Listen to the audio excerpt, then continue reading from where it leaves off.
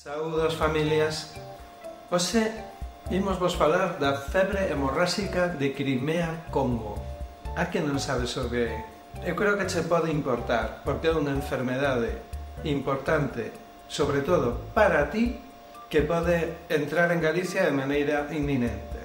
Hoxe temos un tema un pouco serio en veterinario de familia, pero creo que vos vai interesar. Primeiro, seguro que a todos vos está parecendo rarísimo o nome desta enfermedade. Crimea, alá en Ucrania, Congo, alá en África. A ver, vos conto un pouco a historia. Resulta que na Segunda Guerra Mundial os soldados que estaban ali combatindo en Crimea, algúns deles aparecerles unha enfermedade descoñecida que posteriormente se constatou que tamén aparecía en persoas no Congo. Co tempo tamén se soubo que todo ese espacio do intermedio tamén aparecía. Nos anos 60 identificouse que esta enfermedade a causa un virus que se contaxia por medio da picadela dun tipo de carrachos que se chaman hialomas. Esta é unha enfermedade dos animais, normalmente animais claramente grandes, do gando, ou claramente pequenos, dos ratos, aos cans e aos gatos en principio non lles afecta, pero que aos animais normalmente non lles dá síntomas importantes, de maneira que pasa desapercibida. Pero, se adquire unha persoa, ollo, pode pasar o mismo, que non pase nada importante, pero tamén pode facer síntomas gravísimos.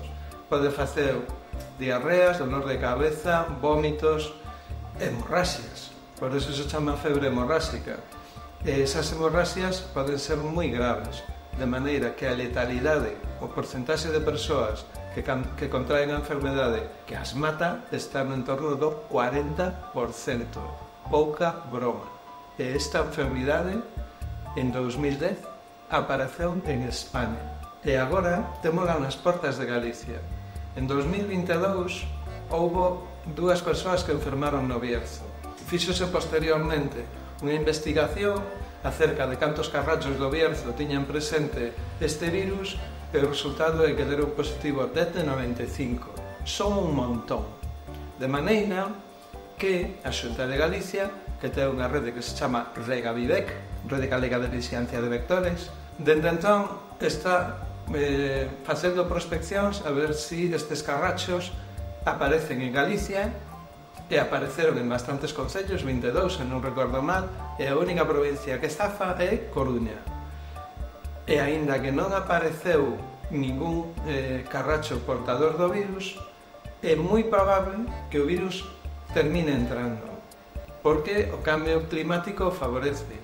Igual que a enfermidade de Lyme entrou en Galicia e agora se fixo relativamente común, pois agora estáse vixiando, estáse intentando evitar que suceda o mismo con esta, pero temos que ter precaución dende xa, de maneira que se imos ao monte, a un sitio onde pode haber carrachos, sobre todo se hai gando pola zona, temos que intentar protexernos, ir con roupa un pouco larga, non sei, non invitar os carrachos a que nos piquen. E se levamos animais, temos que levarlos tratados contra os carrachos. E tratar os animais que vayan con nós, porque eles poden atraer os carrachos e que ao final nos terminen picándonos. Este ano, pois tamén, esta enfermidade causou a morte dunha persoa en Salamanca. É unha enfermidade que temos na porta de Galicia, que é posible que entre, e que non temos que esperar a que aparezan casos para tomar precaucións. A medicina preventiva faise actuando antes de que apareza o problema. E igual que facemos recomendacións de medicina preventiva para os bichiños, unha misión dos veterinarios é que a convivencia cos animais sea segura para as persoas. Por eso se vos explico isto. Así que xa sabedes, precaución cando vaiades a sitios onde vos poidan picar os carrachos. Por esta enfermedade, pola de Lyme e por outras moitas cousas. E aos vosos bichiños, o mismo. Estamos de acordo? Creo que sí. Se alguén non está de acordo, que me poña un dislike. Bueno, se tedes dúbidas, queredes saber máis acerca desta enfermidade, sabedes que me lo pedir na caixa de comentarios. Se alguén quere saber de máis enfermedades, pois isto como a que contaba, como a de Lyme ou outras cousas que podemos contraer por la cercanía dos...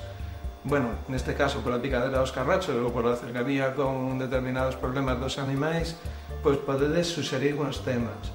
Ainda que eu creo que para o próximo vídeo imos facer un tema máis lixeiro.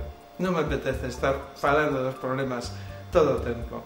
Hala, o próximo día máis alegría.